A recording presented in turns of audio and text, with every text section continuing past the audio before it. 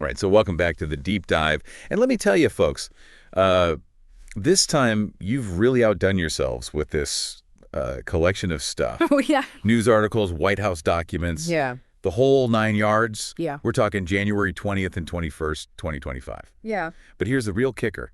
Get this.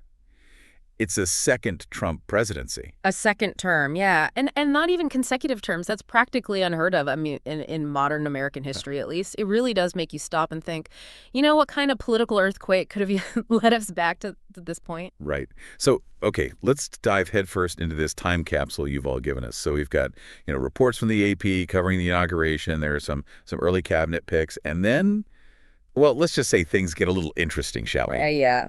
Then we got a whole stack of executive orders, fresh off the presses, from trade to national security, even stuff about gender and government reform. It's a lot. A lot. To unpack, that's for sure. Absolutely.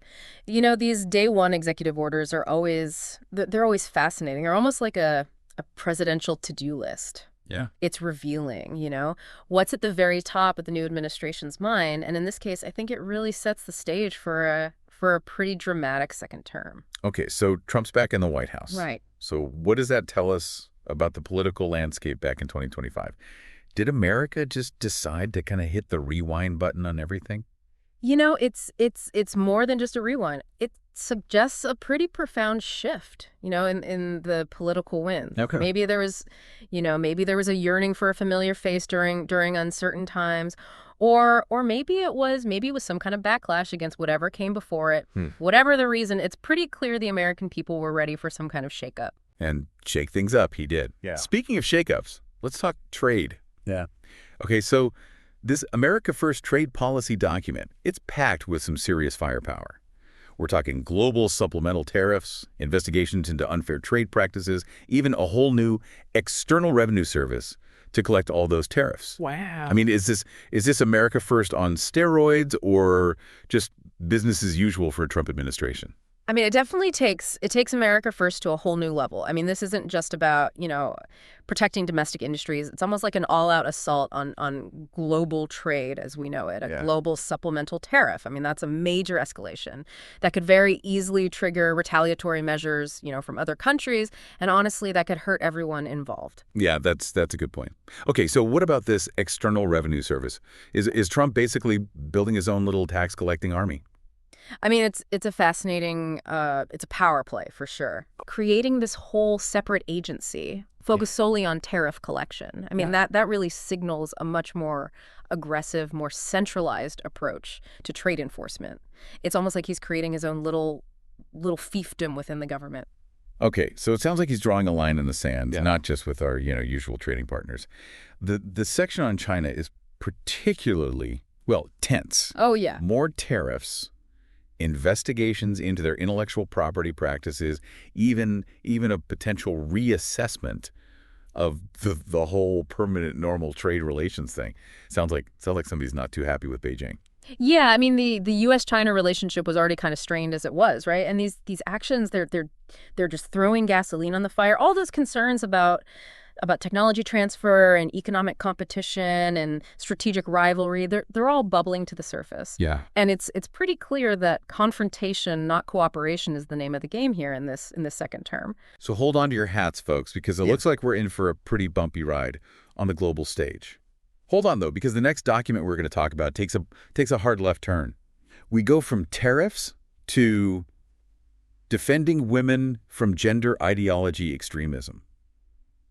Okay, wow, that's quite a leap. It is. We're talking immutable biological sex, single-sex spaces.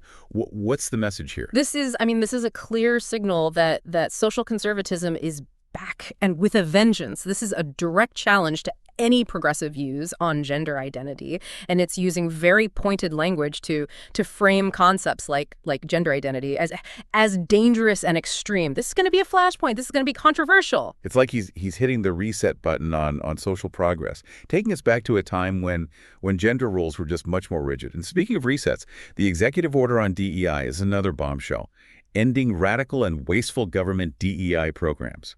So DEI office is gone, equity action plans completely scrapped, even employment practices are getting a makeover. What's the big takeaway here? I mean, this is a full frontal attack on diversity and inclusion initiatives within the government. Right. It's part of a broader conservative pushback against, what they see as woke culture. Yeah. And it's framing these DEI programs as wasteful or discriminatory or even reverse discrimination. Okay. And by shifting the focus to individual initiative and merit, he's sending a clear message about his priorities. So diversity is out and efficiency is in. That's what this next document seems to be all about, the Department of Government Efficiency. Yeah. Sounds pretty straightforward, right? But wait, there's a twist. He's also creating the United States DOGE service. DOGE, as in the meme. Yes, Yeah. the very same. It's either a brilliant stroke of marketing genius or a sign that someone in the administration has spent a little too much time on Reddit. Maybe they're trying to connect with a younger, more meme-savvy generation. I mean, it's certainly grabbed our attention, I'll give it that. For sure. But okay, let's not get too distracted by the name, okay? What does this DOGE initiative actually seem to be about? So the DOGE initiative, despite its, rather quirky name, it does seem to be focused on bringing the government, kicking and screaming into the 21st century. Okay. A big emphasis on modernizing government technology, improving data integrity, making different systems actually talk to each other. Think of it as a government tech makeover with a healthy dose of meme culture thrown in. All right, so maybe he's not just hitting the rewind button, but also trying to fast forward in certain areas. Yeah, I think that's a good way to put it. But let's be honest, the name just makes it really hard to take seriously. Yeah, it's a gamble. It could generate buzz, it could attract tech talent, but it could also backfire spectacularly. I think we'll have to wait and see how this plays out. Okay, so we've got trade wars brewing, social progress is rolling back, and the government is getting this meme-inspired makeover. And that's just day one, folks. Yeah, and we're just getting started. This deep dive is already shaping up to be a wild ride. Buckle up. That's for sure. Because we still have a lot more to uncover in this second Trump term. Well, welcome back. It seems like day two of the second Trump term is determined to make day one look tame. Oh, is that right? So the news is already overflowing. So you're saying it's even more chaotic than a DOGE branded government agency. All right, well, hit me with it. Right. What's happening out there? Well, for starters, there are reports of multiple arrests at what they're calling sensitive locations. Sensitive locations. Yeah, including, government buildings, transportation hubs, that sort of thing. Okay, now I'm getting a little nervous. What's the context here? Is this just, increased security or something a little more unsettling? It's hard to say without more information. Okay. But it is possible that these arrests are connected to some of those, executive orders we were just talking about, specifically the ones focusing on national security and immigration. So is this a sign of a government cracking down on dissent? I mean, it's a little chilling to think that just being in the wrong place at the wrong time could get you arrested. Yeah, it definitely raises concerns about potential overreach and the chilling effect this could have on, free speech and assembly. We'll have to watch closely and see, what charges are brought against these individuals, if any. Okay, let's move on to something a little less intense. All right. What about those cabinet appointments? Has Trump assembled his A-team yet? Oh, he's wasted no time. Okay. We're seeing some familiar faces, like Marco Rubio, for example. He's the new Secretary of State. Rubio in charge of diplomacy. That's an interesting choice. What kind of foreign policy can we expect from him? More America first on a global scale. It's likely, yeah. Okay. I mean, Rubio has been pretty critical of international organizations, like the UN, like NATO, in the past. Mm-hmm. He definitely seems to favor putting, American interests first, even if it means going it alone. So less international cooperation and more my way or the highway. Sounds about right. All right. But speaking of my way or the highway, things are about to get a little rocky with the World Health Organization. Apparently, Trump has signed an executive order withdrawing the U.S. from the WHO. Again. You're right. This isn't his first attempt. I mean, he tried this during his first term, but then Biden reversed it when he took office. So it's like a political sequel that we've already seen before. Right. But But why the renewed push to leave? Is it just a grudge match, or is there something more to it? Well, the official reason is that the WHO, mishandled the COVID-19 pandemic, Okay. and that they're too cozy with China. Right. It's a familiar playbook. Blame Right. blame the international organization and go it alone. But is it a smart move? Pulling out of a global health organization during a global pandemic just seems pretty risky, even for Trump. Yeah, it's definitely a controversial decision. Critics are saying it'll undermine global health efforts and make us less prepared for future outbreaks. Right. It's a gamble, It is. and it's anybody's guess how it will play out. Okay, well, speaking of gambles, it seems like Trump's making some pretty drastic moves within the Department of Homeland Security. Yeah. So the heads of the TSA and Coast Guard, they've been fired, and a major aviation safety advisory committee has been completely gutted.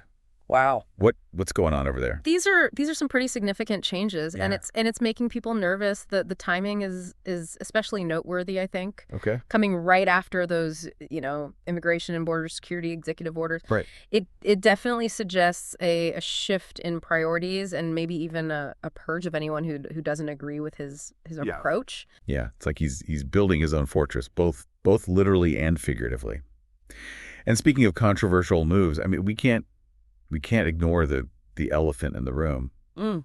the pardons. So it seems Trump has pardoned or commuted the sentences of over 1,500 people convicted of crimes related to the January 6th attack on the Capitol.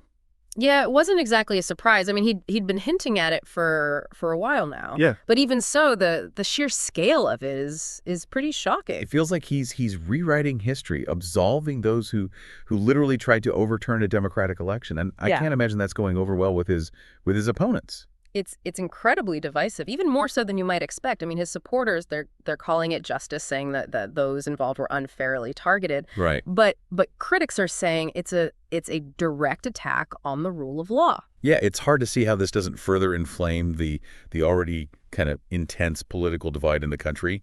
But wait, amidst all these pardons and firings, Trump also found time to announce a new initiative focused on FARCLO. Wait for it. Yeah. Artificial intelligence. Artificial intelligence. It does seem a bit out of place. It does. Given everything else going on. It does. It's like he suddenly switched gears from political drama to sci-fi. It is. It's definitely unexpected. So what's the plan here? Is he trying to build a Terminator or something? Not quite, no. No. The initiative is focused on investing, pretty heavily in AI infrastructure, at least $500 billion worth. Okay. The goal seems to be to make America, the global leader in AI technology. Yeah, $500 billion. That's a lot of money, even for a government that prints its own. It's a bold bet, that's for sure. It sounds like he's trying to make a big statement, but is it realistic? Can he really just buy his way to AI dominance? Well, the success of this initiative, it's going to depend on a lot of factors, Okay. including private sector buy-in and attracting, top talent. It's too early to say if it'll pay off. Okay, well, one thing is clear. This second Trump term is anything but predictable. Yeah. I mean, 2 days in, and we've already got international incidents, cabinet shakeups, controversial pardons, and a sudden pivot to artificial intelligence. It's a lot. And we're just scratching the surface. That's true. This deep dive is shaping up to be a wild ride through the political landscape of an alternate 2025. Buckle up, because who knows what's coming next. Man, it feels like we've been on this crazy political roller coaster for like the past 2 days. It has been a whirlwind. And honestly, I'm a little dizzy from all the twists and turns. Understandable. So how do we even begin to make sense of all of this? Is there some grand strategy here, or is it just, Trump being Trump? I think it's probably a bit of both, to be honest. There are definitely some recurring themes that are starting to emerge, patterns in his behavior that can help us understand, what's driving him. Okay, so what are these patterns then? What's like the decoder ring for understanding Trump 2.0? Well, I mean, the most obvious one is his just unwavering commitment to America first. We see it in his trade policies, his approach to international organizations, even just his rhetoric. Right. He's putting American interests, front and center, even if it means alienating allies or disrupting the global order. Yeah, it's like he's building a wall around America, Yeah. like literally and figuratively. Right. But it's not just about isolationism, right? There's also this really strong social component to his agenda. Absolutely. He's appealing to a segment of society that feels left behind by social progress. People who long for a return to more traditional values. Yeah. We see it in his stance on gender identity, his attacks on DEI programs, even his pardons for the January 6th rioters. It's like he's waging this culture war, and he's not afraid to just use every tool at his disposal. Right. But there's also this strange mix of nostalgia and futurism in his approach. There is. On the one hand, he's trying to roll back the clock on social progress, but on the other hand, he's launching these ambitious initiatives in areas like, artificial intelligence. It's kind of strange. It is a fascinating paradox. He's appealing to this sense of nostalgia, this yearning for a simpler time, while simultaneously trying to propel America to the forefront of technological innovation. It's like he's trying to have his cake and eat it too. And he's doing it all with this signature style. Mm-hmm. Bold, brash, unapologetically disruptive. Yeah. He's not interested in playing by the rules or seeking consensus. He's here to shake things up and leave his mark on history. Consequences be damned. It's a high risk, high reward strategy. Sure. I mean, it certainly appeals to his base who see him as a strong leader who's not afraid to fight for what he believes in. Right. But it also alienates a pretty significant portion of the population who see him as reckless or divisive, even dangerous. So where does that leave us? What does it all mean for the future of America? That's the million-dollar question, isn't it? It really is. The second Trump term is a gamble. It's a roll of the dice that could lead to either greatness or disaster. Yeah. Only time will tell how it all plays out. Well, you've heard the news, you've seen the documents, you've listened to the analysis. Now it's up to you to decide what it all means. What stands out to you the most? What are you hopeful about? And what are you worried about? These are the questions we all need to be asking ourselves as we navigate this uncharted territory. I think that's a good point. We are living in a time of profound change and uncertainty. But one thing's for sure, your voice matters more than ever. Stay informed, stay engaged, and most importantly, stay hopeful. Well said. And that's a wrap on this deep dive into the first 2 days of the second Trump presidency. It's been a wild ride, and who knows what the next 4 years will bring. But until next time, keep diving deeper and keep those critical thinking skills sharp. We'll see you next time.